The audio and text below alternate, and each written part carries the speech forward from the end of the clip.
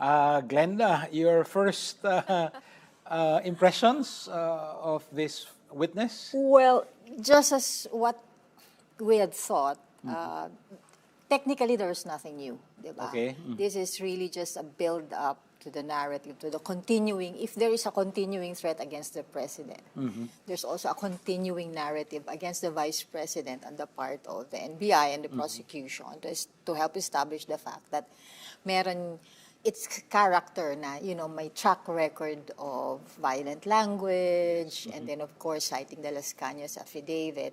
But siguro ang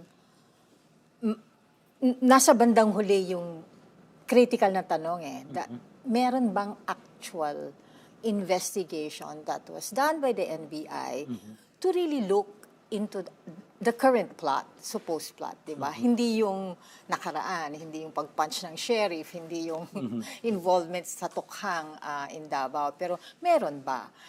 And to which, of course, the NBI Director said, yeah, meron, pero we have persons of interest. And hindi ko alam kung bakit pinakahuli yon. It could only mean two things for me. One is that, well, they have nothing to show beyond saying persons of interest, and that wala talagang progress dun sa investigation na yun. Yes, I'm struck by the fact that he was appointed director in February and that the special task force was set up only in April. So this is 2 years since the first, since the controversial press conference of Vice President Sara Duterte. So yun pa lang, parang medyo question mark na, no? Ang ibig sabihin, kung sineryoso talaga ng government yung threat, ba't hindi nabuo ang task force when that was made in 2023? Yun nga, sabi mo 2 years. And then April, it's so, April, May, June, July. Tapos bringing together all the divisions in the NBI.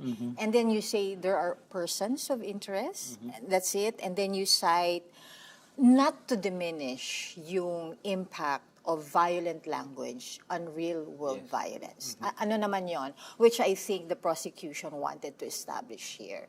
That in fact, those are dangerous words emanating from the second highest official of the land, emanating from the current mayor of Davao, the brother, and really just using violent language to rile up the base. And ano yon?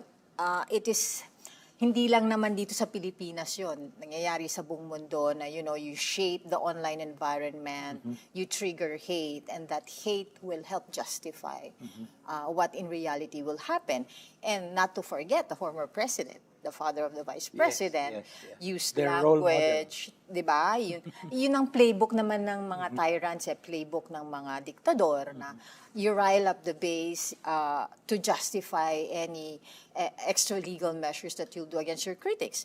And that precisely the language of Rodrigo Duterte is being used against him in the ICC. So I guess in a way, part of that is what the prosecution wants to show here. Yes, I think you did write, I think a couple of weeks ago, that words have consequences. Words are dangerous in themselves, and we've seen that in the 6 years under Rodrigo Duterte.